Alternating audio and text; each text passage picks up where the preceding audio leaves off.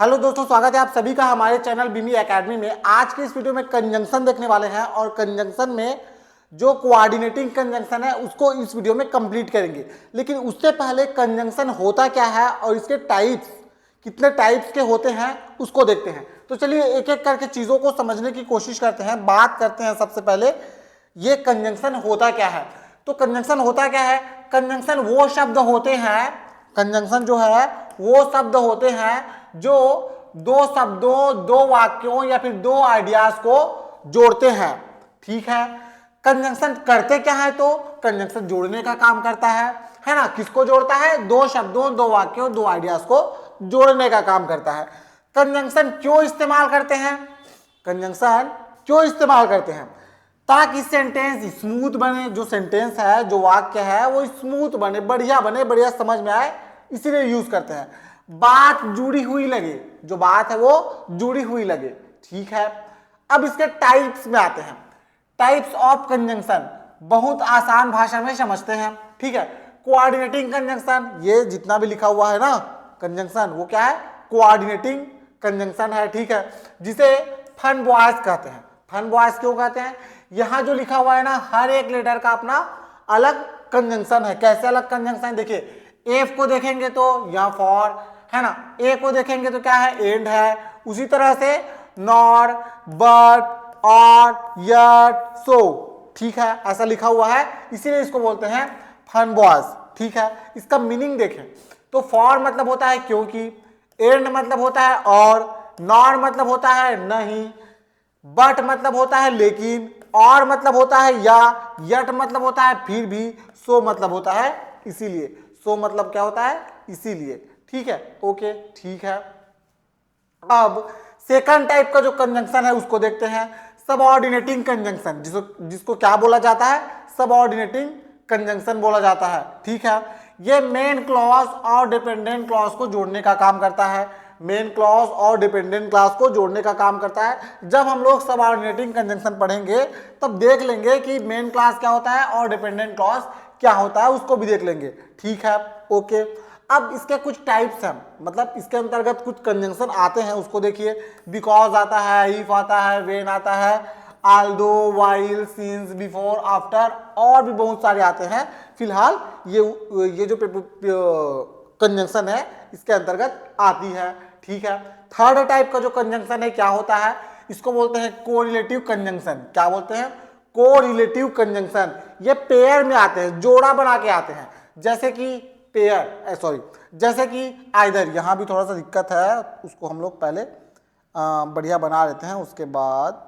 ठीक है, ये यहाँ जो लिखा हुआ है ये थोड़ा सा देखिए, जब पीपीटी को पीडीएफ में कन्वर्ट किया जाता है तो कुछ कुछ एरर आ जाते हैं। ओके, तो ये एरर है, इसको हमने हटा दिया। ठीक, ओके। अब इसमें थोड़ा सा और, ये एक हो गया, ये दूसरा हो गया और ये तीसरा हो गया।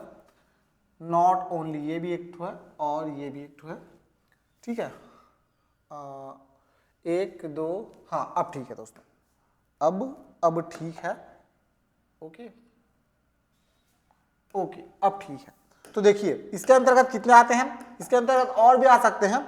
ओके, आइदर और, ये जो है एक कंजंक्शन है, ये जो है एक कंजंक्शन है। एक सेंटेंस रहेगा तो कहीं आइदर लिखेंगे, कहीं और लिखेंगे। एक पार्ट्स में आइदर, दूसरे पार्ट्स में और, नाइदर, नॉर। इसी तरह से एक पार्ट्स में नाइदर, दूसरी पार्ट्स में नॉर। तो ये एक ही जगह यूज किया जाएगा इसको। बोथ और एंड दोनों को एक ही जगह यूज करेंगे।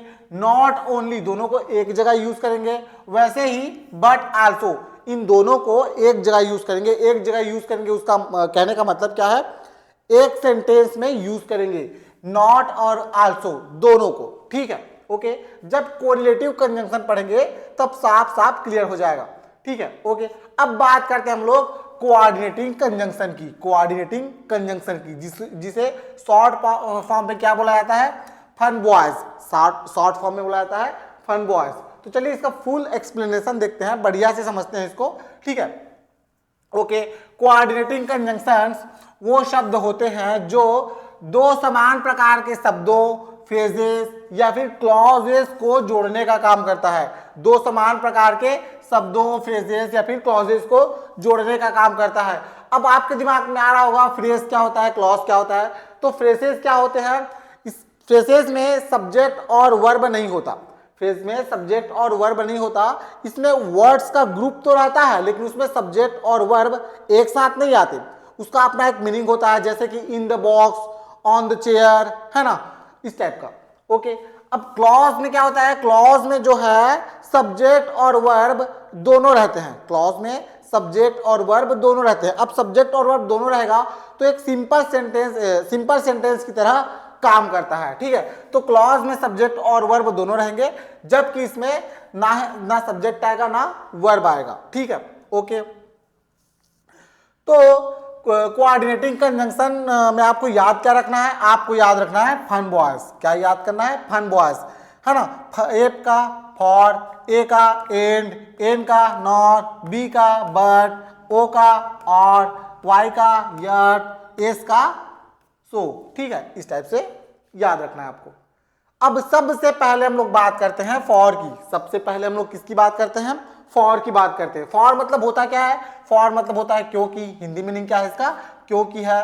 अब फॉर की जगह बिकॉज भी आप बोल सकते हो, जहां फॉर लिखा है उसके जगह आप बोलचाल की भाषा में बिकॉज भी बोला जा सकता है, लेकिन फॉर क्या है, ज्यादा फॉर्मल है।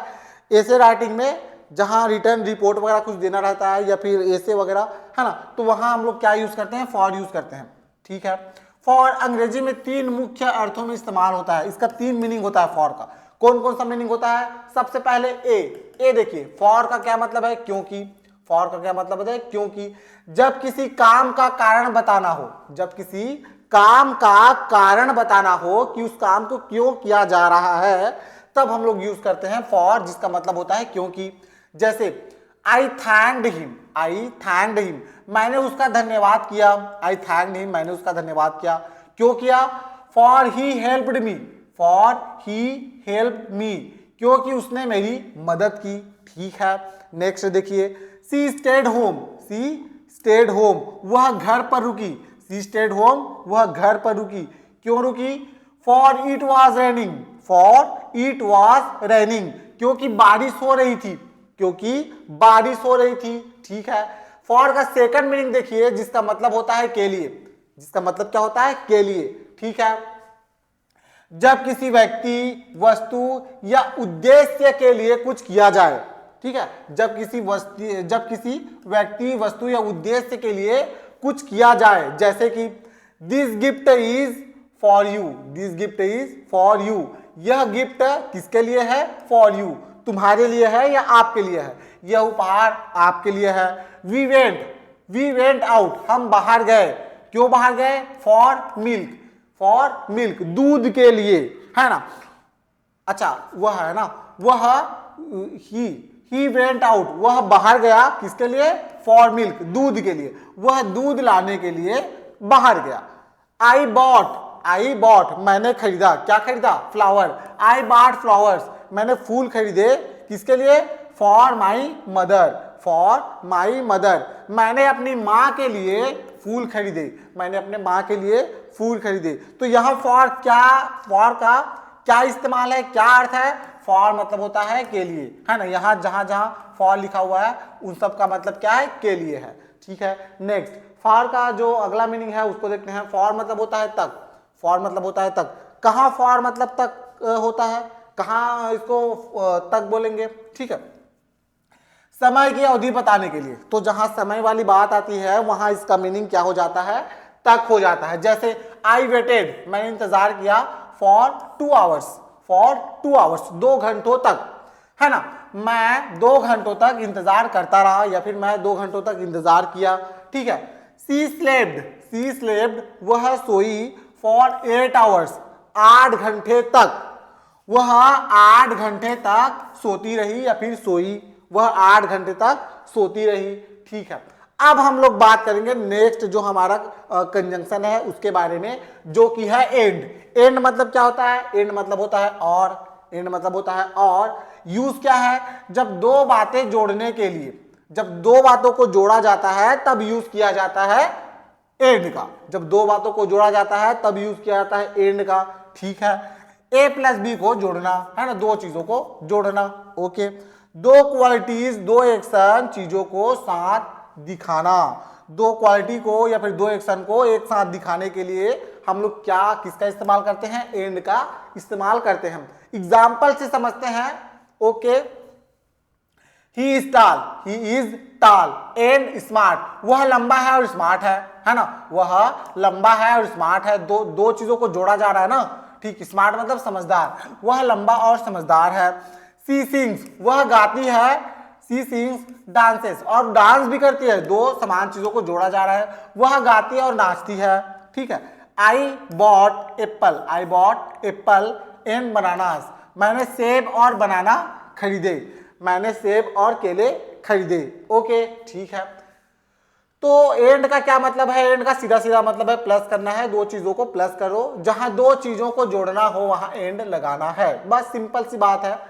अब हम लोग बात करते हैं, अच्छा, अगर आपने अभी तक चैनल को सब्सक्राइब नहीं किया है तो चैनल को सब्सक्राइब कीजिए, क्योंकि सब्सक्राइब करने से आपको एक नोटिफिकेशन चला जाएगा जब भी हम लोग वीडियो अपलोड करेंगे। और हम लोग इसी तरह से और ही बहुत अच्छे वीडियो अपलोड करते रहते हैं। तो चलिए बात करते हैं नॉर की। नॉर मतलब क्या होता है दोस्तों? नॉर मतलब होता है नहीं, नॉर मतलब नहीं, नॉर मतलब क्या होता है? नहीं, है ना। नेदर नॉर, यहाँ थोड़ा सा फिर से दिक्कत हो गया, नेदर नॉर, ठीक है, जैसा, नेदर नॉर जैसा ही है, नॉर जो है ना नेदर नॉर जैसा ही है। ओके, इसका मतलब यही है। यूज कहाँ करना है? नेगेटिव आइडियाज, जहां नेगेटिव आइडियाज की बात आती है वहां यूज करना है हमें नॉर की, है ना। नेगेटिव आइडियाज जोड़ने के लिए, मतलब दोनों नेगेटिव रहेगा, है ना, जोड़ेंगे तो दोनों नेगेटिव रहेंगे, ठीक है। जब दो नकारात्मक, जब दो नेगेटिव बातें जोड़नी हो, जब दो नेगेटिव बातों को जोड़ना हो, तब वहां क्या यूज करेंगे? नॉर यूज करेंगे, ठीक है। पहले क्लॉज में नॉट, पहला जो क्लॉज है उसमें क्या आएगा? या फिर नॉट रहेगा, या फिर डिडंट रहेगा, या फिर नेवर रहेगा। इन तीनों में से कोई एक रहेगा ही रहेगा पहला वाला क्लॉज में, ठीक है। चलिए, पहला वाला क्लॉज में नॉट, डिडंट या फिर नेवर होना बहुत जरूरी है, इसको रहना ही रहना है। कैसे रहना ही रहना है? देखिए, पहला वाला क्लॉज ये है, पहला वाला क्लॉज ये है, तो पहला वाला क्लॉज में तो है, ठीक, ओके। सेकंड वाला क्लॉज हमारा ये है, पहला वाला क्लॉज ये है, okay. He didn't call, he didn't call, उसने कॉल नहीं किया, निगेटिव है ना, उसने कॉल नहीं किया। Nor did he text, nor did he text, ना ही उसने मैसेज किया। उसने कॉल नहीं किया, ना ही उसने मैसेज किया, तो दोनों नेगेटिव है, दोनों को जोड़ा जा रहा है। किसके थ्रू जोड़ा जा रहा है? नॉर के थ्रू जोड़ा जा रहा है। सी नेवर स्टडीज, सी देखिए पहला वाला पार्ट में क्या है? नेवर है। सी नेवर स्टडीज, वह कभी पढ़ाई नहीं करती, सी नेवर स्टडीज, वह कभी पढ़ाई नहीं करती।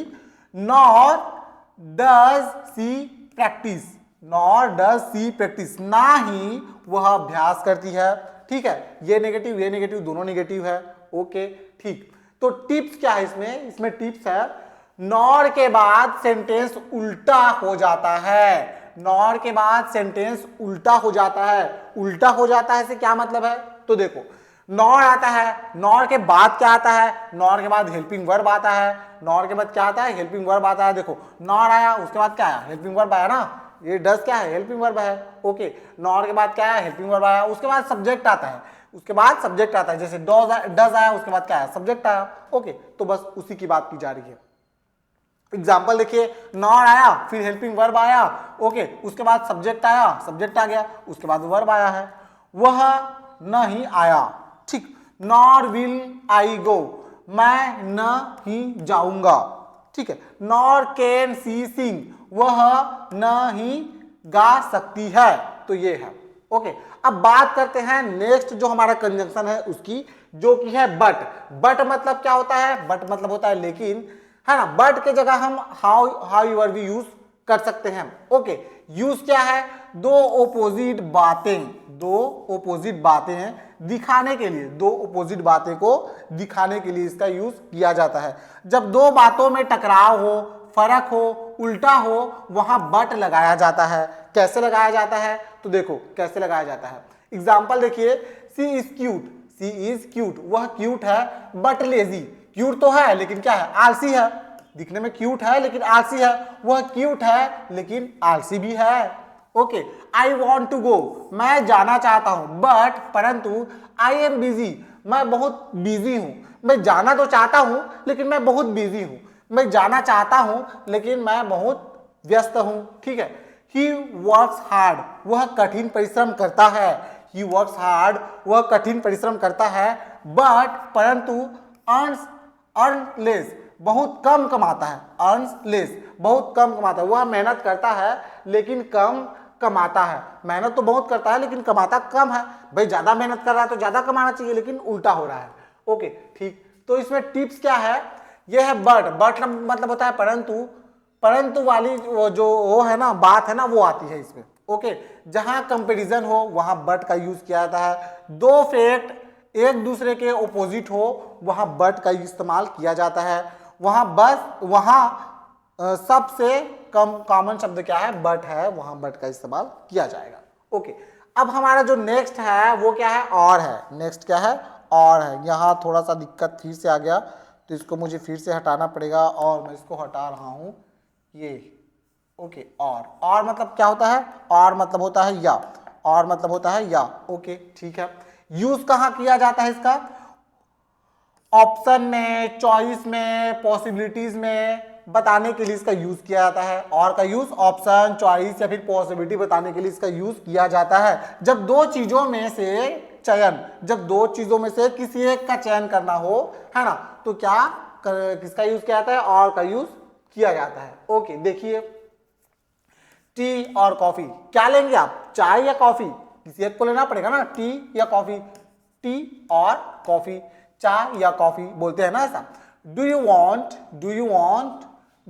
To talk or take a cab, do you want to talk or take a cab, तुम पैदल चलना चाहते हो या केब लेना, do you want to walk, क्या तुम पैदल चलना चाहते हो, और टेक अ केब, या एक केब लेना, ठीक। ओके, तो देखो यहां क्या इस्तेमाल किया गया है, यहां एक सेकंड, और का इस्तेमाल किया गया है, से यस, या तो फिर यस बोलो या नो, कुछ ना कुछ तो बोलना पड़ेगा, से यस और नो, हाँ या नहीं कहो, कुछ ना कुछ तो कहना पड़ेगा। ओके ठीक है, तो क्या है ये, और हमेशा चॉइस देता है, और क्या करता है, हमेशा चॉइस देता है, दोनों में से किसी एक चीज को करना है। ज्यादातर क्वेश्चंस ऑफर या कंडीशंस में इस्तेमाल होता है, कंडीशंस में इस्तेमाल किया जाता है। अब हम लोग बात करते हैं यट की, किसकी, यट की बात करें। यट का मतलब क्या होता है, फिर भी, यट का क्या मतलब होता है, फिर भी, इवन थ्रू, इसका इवन थ्रू मतलब यट की जगह इवन थ्रू भी लिख सकते हैं, यूज कर सकते हैं। यूज क्या है इसका, स्ट्रॉन्ग कॉन्ट्रास्ट, जहां स्ट्रॉन्ग कॉन्ट्रास्ट की बात होती है वहां यट का यूज किया जाता है। हल्की सी हैरानी होती है यहाँ। ओके, जब दो बातें ओपोजिट हो, जब दो बातें ओपोजिट हो और दूसरी बात थोड़ी सरप्राइजिंग लगे, और दूसरी बात थोड़ी सरप्राइजिंग लगे, तब वहां यट का यूज किया जाता है। ओके ठीक है, एग्जाम्पल से समझते हैं। It is cold, it's cold yet I go, it's cold yet I go, ठंड है फिर भी मैं जाऊंगा, ठंड है फिर भी मैं जाऊंगा, मैं इंतजार नहीं कर सकता, मुझे जाना है ना। इट्स कोल्ड, ठंड है, यट आई गो, फिर भी मैं जाऊंगा। Okay, she was tired yet she kept working, वह थकी हुई है, थकी हुई थी, शी वाज टायर्ड, वह थकी हुई थी, यट फिर भी शी केप्ट वर्किंग, वह काम को जारी रखी, वह थकी हुई थी फिर भी वह काम करती रही, काम को जारी रखी। ही इज पुअर, वह गरीब है फिर भी हैप्पी, खुश है, वह गरीब है फिर भी खुश है ना, ठीक है, वह गरीब है फिर भी क्या है, खुश है। ओके नेक्स्ट, तो इसमें टिप क्या है, सबसे आसान क्या है, बट जो है नॉर्मल कंट्रास्ट के लिए यूज किया जाता है, जबकि यट स्ट्रॉन्ग कंट्रास्ट के लिए यूज किया जाता है। यट में रुकावट के बावजूद भी काम करूंगा, यट में रुकावट के बावजूद भी काम करूंगा वाली वाइब्स होती है, रुकावट तो है लेकिन फिर भी काम को करना है। ओके, अब हमारा जो नेक्स्ट कंजंक्शन है वो क्या है, सो है। सो का मतलब क्या होता है, इसलिए, सो का क्या मतलब है, इसलिए। सो की जगह हम लोग देयरफॉर का भी यूज कर सकते हैं, लेकिन सो ज्यादा ठीक है। ओके, रिजल्ट दिखाने के लिए, क्या करने के लिए, रिजल्ट दिखाने के लिए। जब किसी घटना का